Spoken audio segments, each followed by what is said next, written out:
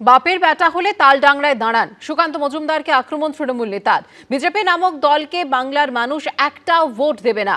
এখানে একজন নেতা এসেছিল সুকান্ত মজুমদার। কত ক্ষমতা আছে বাপের বেটা হলে তালডাংরায় ভোটে দাঁড়ান, এখানকার মানুষ আপনাকে ছুঁড়ে ফেলে দেবে। তৃণমূলের সভামঞ্চ থেকে সুকান্ত মজুমদারকে হুঁশিয়ারি জেলা তৃণমূল সভাপতি তারাশঙ্কর রায়। তৃণমূল জেলা সভাপতির জামানত বাজেয়াপ্ত করার দায়িত্ব আমাদের, এমনটাই দাবি করেছে বিজেপি। জয় শ্রীরামের নামে রাজনীতি করে বিজেপি, পাল্টা সাফাই জেলা তৃণমূল সভাপতির।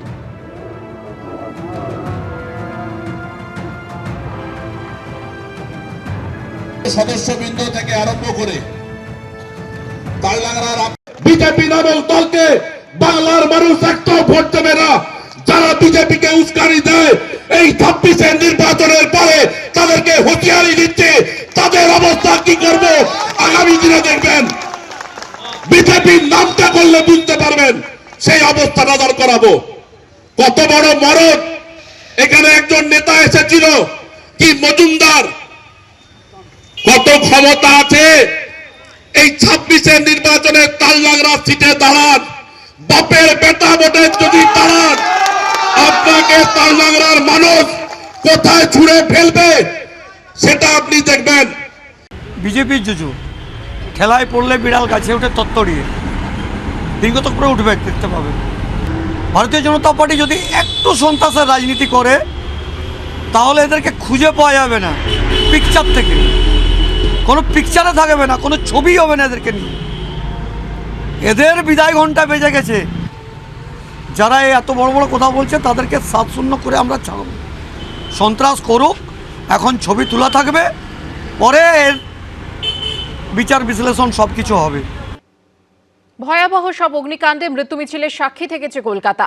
এরকম কোনো ঘটনা ঘটলে তারপর প্রশাসনের তরফে তৎপরতা দেখা যায়, কমিটি তৈরি হয়, পরিদর্শন শুরু হয়। কিন্তু কিছুদিন পর আবার জেকে সেই, আবার আগুন, আবার মৃত্যু। প্রতিবারই প্রশ্ন ওঠে, প্রশাসন তাহলে করে কি? কেন বারবার ঘটে এইসব অগ্নিকাণ্ড? কেন বেঘরে প্রাণ হারায় সাধারণ মানুষ? কিন্তু এসব প্রশ্নের উত্তর দেবে কে? ফোন করছি, ফোন তো বন্ধ আছে, বাইক এই পুড়ে আছে। আমি সকাল 10টার সময় এসেছি, এখনো খোঁজাখুঁজি চলছে, পাওয়া যাচ্ছে না।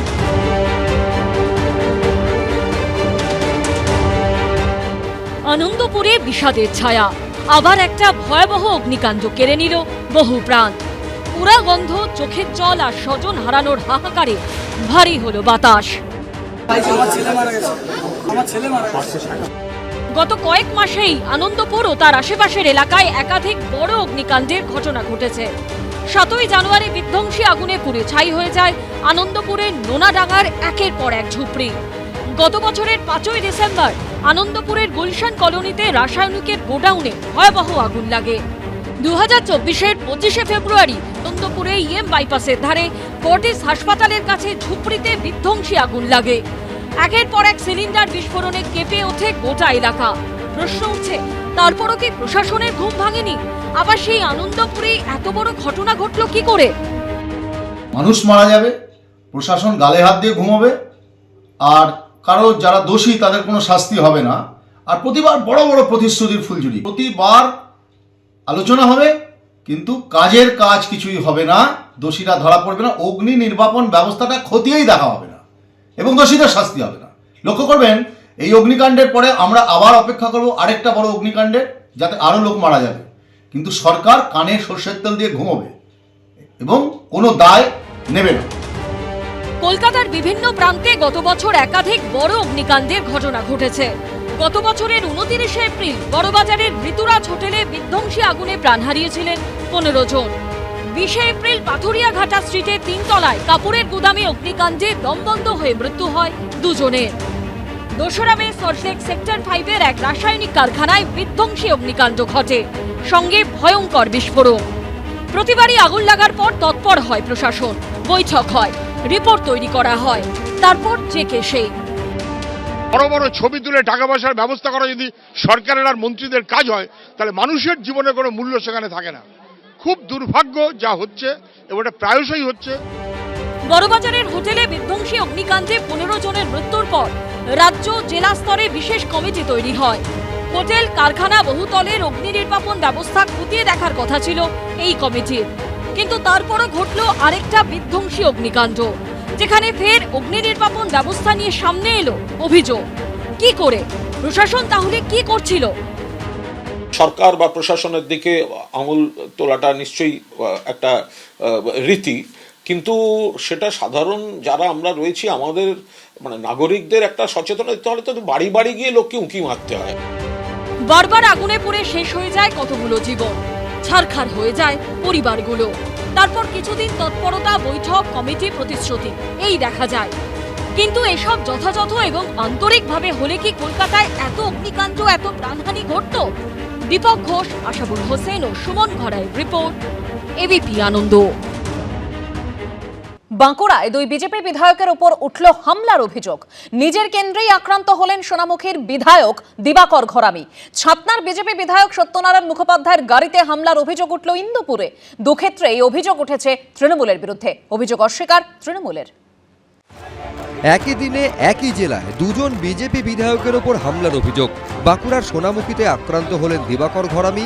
ইন্দপুরে অভিযোগ উঠল সত্যনারায়ণ মুখোপাধ্যায়ের ওপরে হামলার। সোমবার সোনামুখীর মহেশপুরে এক অসুস্থ বৃদ্ধাকে হুইল চেয়ার দিতে যান বিজেপি বিধায়ক দিবাকর ঘরামি। অভিযোগ, সেখান থেকে ফেরার পথেই তার উপরে হামলা করে তৃণমূল। বিধায়কের গাড়ি লক্ষ্য করে ইটপাটকেল ছোড়ারও অভিযোগ ওঠে। তৃণমূলের কিছু দুষ্কৃতী ওই গ্রামের মুখটাতে, ঢোকার মুখটাতে দাঁড়িয়েছিল। আমাকে বলছে তুমি মুসলিম বুথে ঢুকবে না, আমাকে বলছে তোমাকে গরু কাটা করে কাটবো। এটা ওই তৃণমূলের দুষ্কৃতীরা বলছে। মানুষ যদি খেপে যায় তাহলে আমাদের করার কিছু নেই, কারণ সারা বছর মানুষের পরিষেবা দেয় মামাটি মানুষের কর্মী ভাইরা। সাধারণ মানুষ বলছে আপনি কোথায় ছিলেন এতদিন। এরপরই সোনামুখী চৌরাস্তা মোড় অবরোধ করে বিজেপি।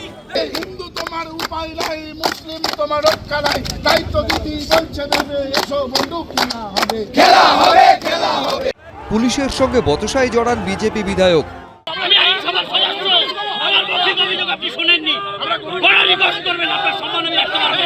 এদিকে পরিবর্তন সংকল্প সভা থেকে ফেরার পথে ছাতনার বিজেপি বিধায়কের গাড়িতেও হামলার অভিযোগ উঠেছে তৃণমূলের বিরুদ্ধে। সভা শেষ করে যখন আমি আসছি তখন ওখানকার কিছু মদ্যপ যুবক তারা আমার গাড়িটাকে আটকায়, আমাকে বলে যে তুই কি কাজ করেছিস তার হিসাব দে। আমি ওদেরকে বললাম কবে বসবো বলুন, এখন যদি বসতে চাই বলুন, আমি কি কি কাজ করেছি তার বলছি। সেগুলো কিছু না শোনার পর অকথ্য ভাষায় আমাকে গালিগালাজ তৃণমূলের বিরুদ্ধে ওরা এটা পরিকল্পিতভাবে করাচ্ছে। এসব ভিডিও ফুটেজ অভিযোগ মানে করছেন যিনি, তিনি এটা মানে টিভিতে আসার জন্য, এটা খবরে আসার জন্য। যতদূর জানি বিজেপির লোকেরাই ওনারাকে পছন্দ করছেন না।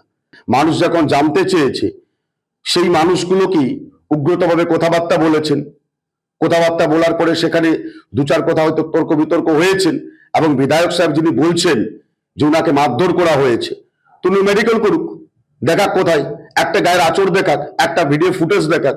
অসম্ভব, মিথ্যে কথা বলছে। ছাতনার বিজেপি বিধায়কের গাড়িতে হামলার প্রতিবাদে এদিন বাঁকুড়া খাতড়া রাজ্য সড়ক অবরোধ করে বিক্ষোভ দেখায় বিজেপি। তুহিন অধিকারী, পূর্ণেন্দু সিংহ, এবিপি আনন্দ, বাঁকুড়া।